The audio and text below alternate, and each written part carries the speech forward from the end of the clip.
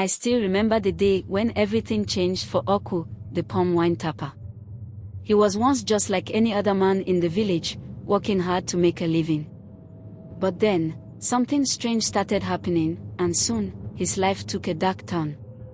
Oku was known in our village for his skill in tapping palm wine. His wine was the sweetest, the richest, and everyone wanted to buy from him. People would travel from far-off villages just to get a taste of Oku's palm wine. He became popular, almost like a local celebrity. But what people didn't know was the secret behind his success. In the early mornings, when the village was still asleep, Oku would go deep into the forest to tap the palm trees. He always returned with large calabashes full of wine that was better than anyone else's. The villagers would line up outside his small hut, waiting for him to pour them a drink, amazed at how good it tasted. But there were rumors, whispers among the villagers. Some said that Oku's wine was too good, that it couldn't be natural. They said he must have made a pact with the spirits of the palm trees, promising something in return for the richness of his wine. Oku laughed off the rumors, but I could see the worry in his eyes. One evening, after everyone had gone home, I stayed behind, curious about Oku's secret. I watched as he packed up his tools and started towards the forest.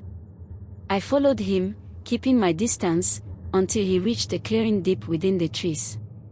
There, under the largest palm tree I had ever seen, Oku knelt down and began to speak softly, words I couldn't quite hear.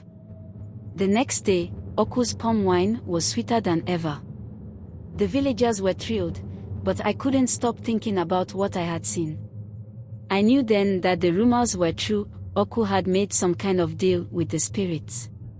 As the days went on, Oku's fame grew, and so did his wealth. But with it came a change in him. Oku began to act strangely. He would disappear for days, returning with more wine but looking pale and exhausted. His eyes had a haunted look, and he spoke less and less to the villagers. The sweetness of the wine didn't seem worth it anymore. Something was clearly wrong. Then, one night, Oku came running into the village, terrified and out of breath. He shouted that the spirits were angry, that they were coming for him. No one knew what to do, so we gathered in the village square, trying to calm him down. But Oku wouldn't listen. He kept saying that he had taken too much, that the spirits wanted something in return. I'll never forget the fear in his eyes as he stood in the middle of the square, surrounded by the villagers. He begged for help, but no one knew what to do. The elders tried to speak with him, but it was too late. Oku collapsed to the ground, clutching his chest, whispering that he was sorry, that he shouldn't have gone so far. After that night, Oku was never the same. He stopped tapping palm wine and became a shadow of his former self. The villagers avoided him, afraid of the spirits that had taken his joy. His wealth didn't matter anymore. He had lost everything that made him who he was. I sometimes visit Oku, bringing him food and sitting with him in silence. He doesn't talk much, just stares off into the distance, lost in his own thoughts. The once famous palm wine tapper is now a cautionary tale, a reminder that some deals come with a price too high to pay.